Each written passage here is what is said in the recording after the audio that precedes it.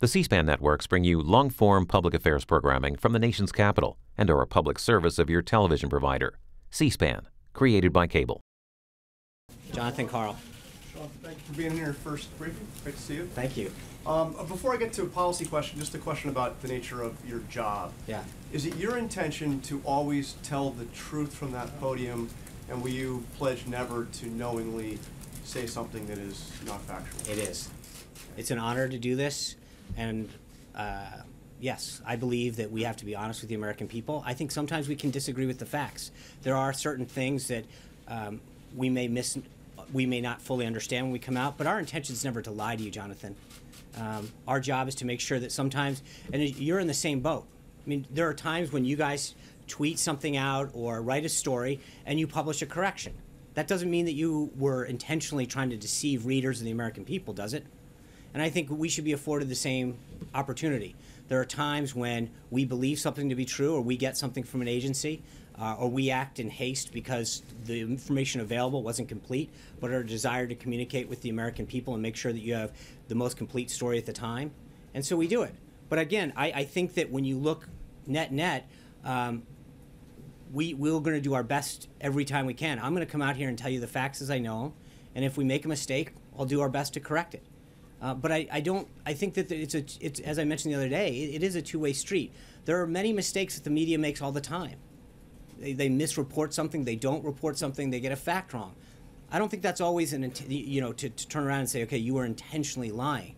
I think we all try to do our best job and do it with a degree of integrity that in our respective industries. Do you have any corrections that you would like to make or clarifications of what you said Sure. on Saturday? Well, ask away, Jonathan. Well, just for instance, I don't want to get into relitigate the whole issue, but just take one, the issue of Metro ridership. You made a statement about. We did, Metro, and at the time, the information that I was provided by the inaugural committee came from an outside agency that we reported on. And I think, knowing what we know now, we can tell that WMATA's numbers are different. But we were trying to provide numbers that we had been provided. That wasn't like we made them up out of thin air. And do you stand by your statement that was the most watched inaugural address? Sure, it was the most watched inaugural. When you look at just the one network alone got 16.9 million people online. Another couple of the networks, there were tens of million people that watched that online. Never mind the audience that was here, 31 million people watched it on television. Combine that with the tens of millions of people that watched it online on a device, it's unquestionable. I don't see any numbers that dispute that. When you add up attendance, viewership, total audience in terms of tablets, phones, on television, I'd love to see any information that proves that otherwise. And then do you dispute that? Well, I don't want to get into numbers. I do.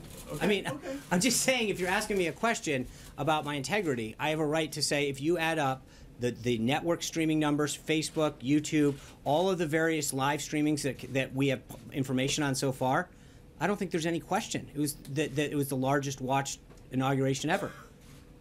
More than Ronald Reagan's in 1981. I'm pretty sure that Reagan didn't have YouTube, Facebook, or the internet. Yeah, I think 41 million people watched his.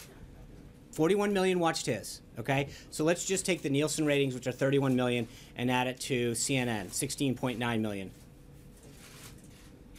That's a little higher. So I'm just saying, you're asking me for numbers, there's just two entities together. And the approach that you took on Saturday, any second thoughts on that? Look, I think Jonathan, look, I want this to, I came out to read a statement, and I did it. We're here today, I'm going to stay here as long as you want. So I want to make sure that I think you guys might want to leave before I do. But look, I want to make sure that we have a healthy relationship. We saw the other day that, and I'm not trying to rehash history, but you're asking the question, so I'm going to answer it. You know, we had a tweet go out about Martin Luther King. Think about how racially charged that is. And someone rushes out and says to the entire press corps that the President of the United States has removed the bust from his office. Think about what the signal... Hold on, please. And apologize. No, he actually apprised to, quote, my colleagues. That's the exact quote. Okay? That quote, that report got tweeted out around. and to report, where was the apology to the President of the United States? Where was the apology to millions of people who read that and thought how racially insensitive that was? Where was that apology? You accepted his apology, though, Sean. Okay, I'm asking, where was that apology? And so I'm just saying that when things like that happen, when John Lewis says that he's never missed an inauguration, and we find out actually he skipped George W. Bush's, that there are points at which we have a right to make sure that we correct the record. I mean, you're talking about integrity, and you're talking about telling the truth and facts. I don't know that it wasn't malicious at all, and I'm not saying, but there's a point at which we have a right to go out there and correct the record. And I think that over and over again, there is this attempt to go after this president and say, well, that can't be true, and that's not right, and the numbers weren't there, and there's a rush to judgment every time. And it's a two-way street. We want to have a healthy and open dialogue with the press corps and with the American people about what he's doing to help this country and to unite it. But at a time when he's trying to unite this, and he keeps talking about uniting this nation, bringing people together, and then a tweet goes out in a pool report to, what, a few thousand people, saying that he removed the bust of Martin Luther King, how do you think that goes over?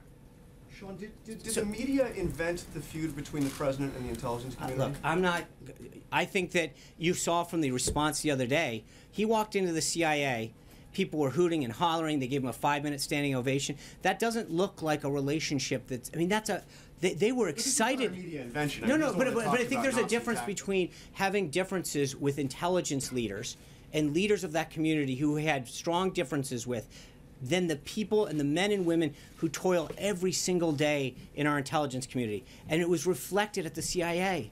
I mean, they came there, they were so excited. There was 1,000 people that applied for 300 plus seats. We ended up taking in 400 people. That doesn't sound like a huge feud. They were excited, they were clapping, they were cheering when he walked in. And to see reports that made it sound like there was some, fence mending that had need to happen, that sure didn't look that way when you walked in. I'm going to move on. Yeah.